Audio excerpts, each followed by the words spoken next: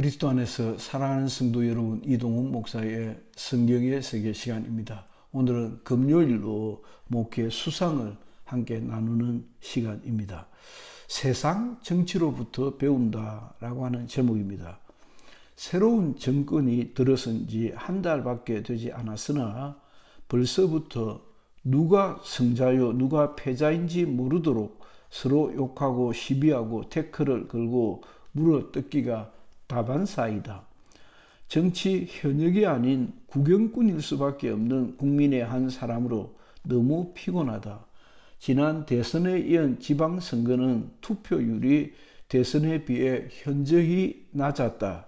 정치평론가 왈 연이은 선거로 국민들의 심한 선거 피로증을 겪고 있다고 했다.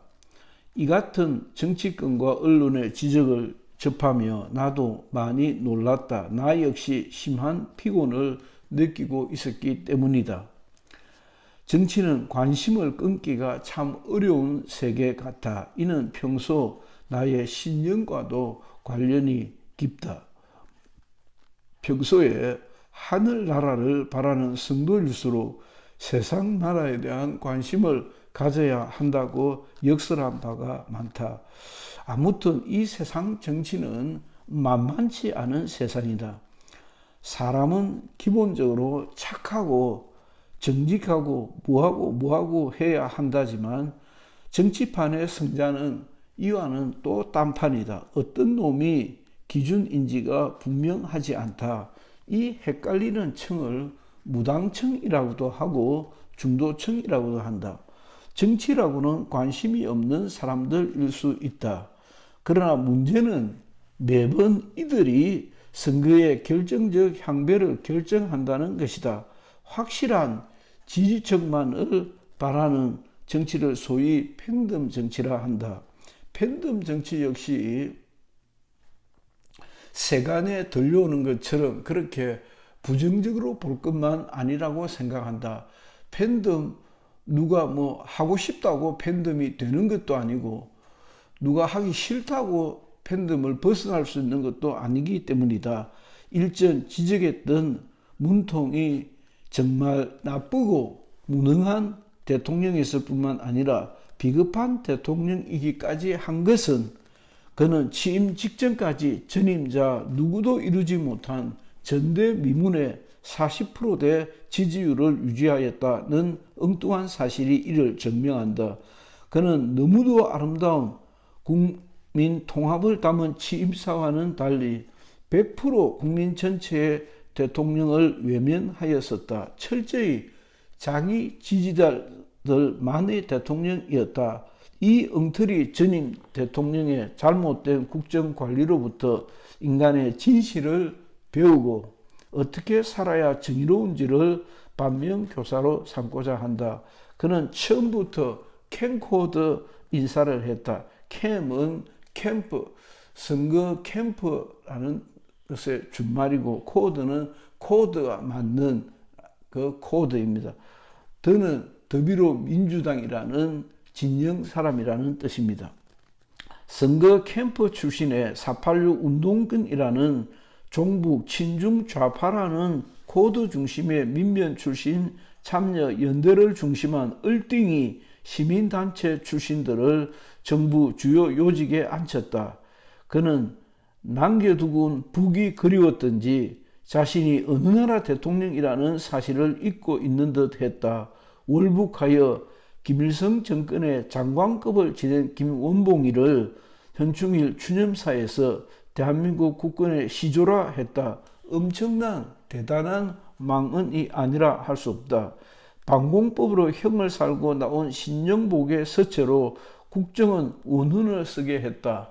최근 알려진 바에 의하면 각종 정부기관의 원훈 혹은 사무용 필체로 영복의 서체를 사용했던 것이 드러난다. 거의 부역죄에 해당하는 일이다. 그뿐인가 자칭 산호맹 출신의 조국을 법무부 장관으로 지명하여 나라를 두동강 나게 하였다. 이 전부 용서받기 어려운 죄들이다. 오늘자 주요 일간지에 실린 광고다. 전임 대통령이 국민 소통을 위해 자유롭게 시중에 나다니는 것은 매우 위험한 행보이다는 취지의 글이다. 북의 공산 세력자들은 지난 70년 넘도록 적화 야욕을 포기한 적이 없다. 대한민국 내에서도 종북 좌파 세력들이 활기치고 다닌다. 언제 어디서 어떤 유해가 가해들는지 알 수 없는 노릇이다.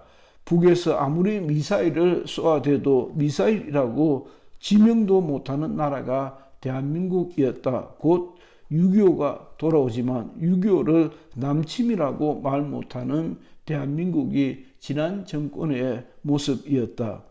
원전에 대한 잘못된 정보로 세계 최고의 원전 기술을 말아먹어 버렸다. 결국 다음 달에는 전기세를 올려야 한다는 보도다. 실력 없는 무자격자들이 무더기로 정권을 맡았으니 결과는 국민의 세금으로 돌아오는 형국이다. 참여연대와 강성노조에 빚진 게 많았기 때문이었을까?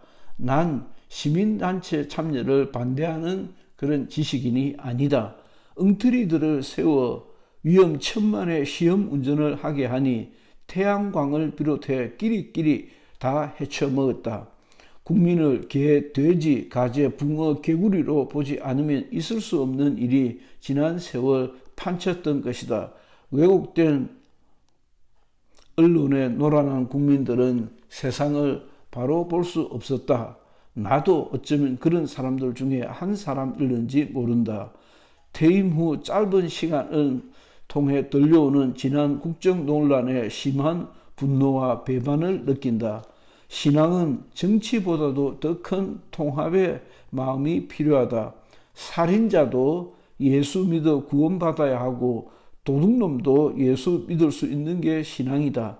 영혼함이 다를 수 없고 남녀가 다를 수 없다. 신앙은 누구나 예수 믿어 구원받아야 하는 죄인의 길이고 통합의 길이다.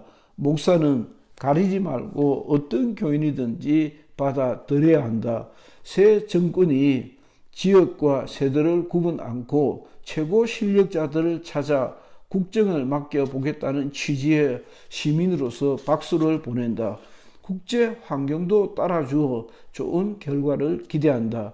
정치는 두루 골고루 인재를 등용하는 탕평책이어야 한다. 현 정부에도 경고를 보낸다.